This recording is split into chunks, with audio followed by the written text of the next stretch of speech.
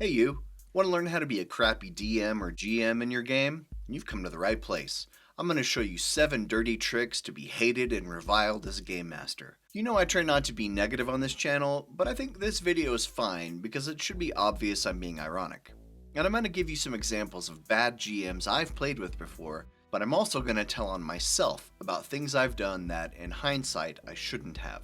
I've certainly made mistakes from behind the DM screen. Fair warning, it's going to get a little bit controversial near the end. So let's dig in and go on this journey together. The first way to be a bad GM is to be a power tripper. This is the GM who demands that everyone respect their authority. The GM who relishes the power they hold over you in this game of fantasy make-believe that we play with little plastic dice and little plastic minifigures. I was in a D&D campaign where the DM began every session with a prepared spiel, and he always said, "And be nice to the DM because I control whether you live or die in this game." And he was only about 10% kidding. When you establish a power dynamic like this, you make it very challenging for everyone to feel safe and enjoy themselves at the table. It sets up an adversarial relationship from the start, which is not conducive to the yes and atmosphere you need to have fun. This is the kind of DM who clearly would say something like, "It's my way or the highway." You've had a workplace boss like this before, right? When you establish that you demand respect and compromise is off the table, you're going to develop the people in the game into adversaries, not other players in the same game. And if the players don't butt heads with you right away, give it time.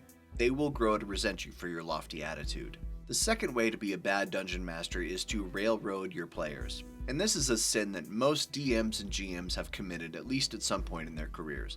I'm certainly guilty of it. During the pandemic, I ran a game for my next door neighbors, and it was the first time in years that I had GM'd. I was rusty, insecure, kind of frightened of improv. During a session, my players were chatting with an incredibly powerful creature. I'll spare you all the gory details, but basically they proposed something wild and completely unexpected to this creature. And you can probably guess what's coming next, right? I called for a persuasion roll, which I shouldn't have done, and they rolled really high.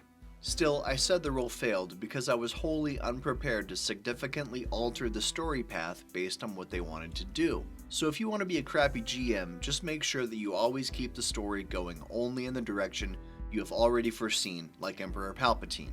Hey, that rhymes. Next up is to be inconsistent. During Campaign 1 of Wizards and Wordslingers, the party had 2 rogues, and during combat they often wanted to bonus action hide. During that time, I was watching a ton of YouTube videos about homebrewing 5e rules, and I wanted to try out various options. So every week, I was using different rules for hiding. One week, if they rolled an 18 or above, they were hidden. The next week, if they rolled above the monster's passive perception, they were hidden. Next week, I had the monsters roll active perception checks each round. And let me be clear, there's nothing wrong with trying out new rules. Sometimes you need to experiment to find that sweet spot between what's fun at the table and what's easy to manage as the GM. But altering rules constantly makes it hard to know what to expect, and I think my players might have gotten frustrated with not knowing from combat to combat what would happen. And that is a sort of 3.5 bonus rule to be a poor communicator.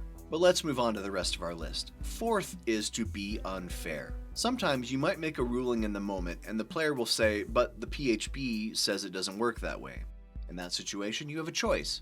You can look at that player and go, "Okay, we'll go with the rules as written." Or you can say, "I don't care what's in the book, this is my table and this is how I rule it." And there's nothing wrong with ignoring a rule from the book to instead rule it how you want as the DM. But I suppose the real sticky wicket here is the underlying motivation for changing the rule. Are you doing it to increase fairness and fun at the table because you think your way accomplishes that? Or are you doing it because you want to be the unquestioned authority? Very similar to rule number 1 about being a power tripper is the DM who changes rules so the players are always at a disadvantage. And this may feel like you're keeping the challenge high, but it's mostly just leading to frustration. Number 5 is to be maliciously competitive.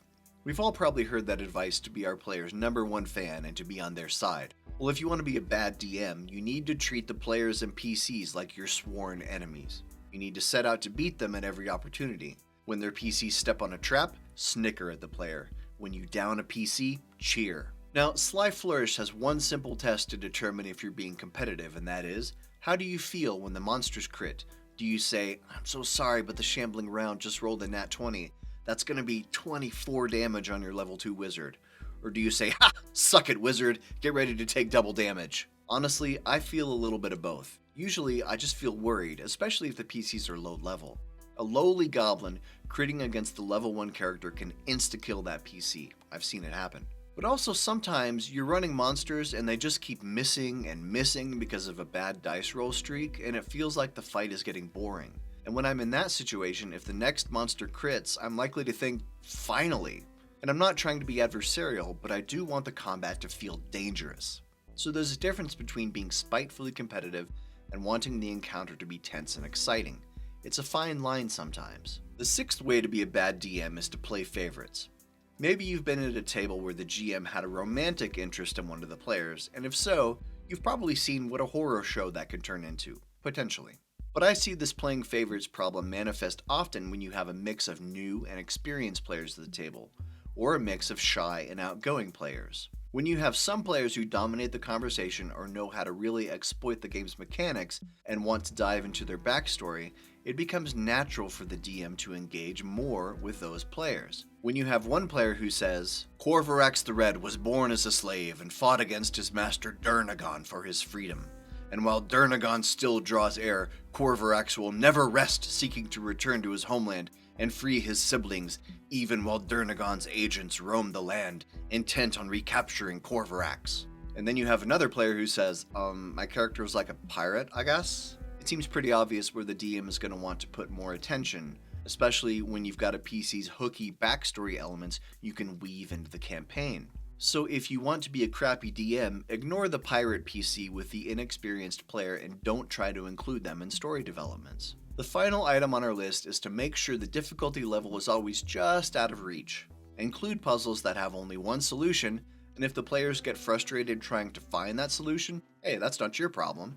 Run combats against overwhelming foes that you expect the PCs to flee from, and don't worry about giving the players hints as to the unrealistic difficulty of the encounters, even if, say, the PCs would know within the fiction of the world that the fight is unwinnable. If the players at the table don't intuitively figure that out too, again, not your problem. How else are they going to learn without a few TPKs, am I right? Okay, I think we can wrap this up so you can skip down to the comments to engage in furious arguments about my rightness or wrongness. This is GM Jim, saying that being a terrible dungeon master actually seems like it takes a lot of work. Seems like it's much easier just to yes and, just go with the flow, and try to let everyone have fun at the table, and I hope you have fun at your table. Until next time, take care, and be a good dungeon master.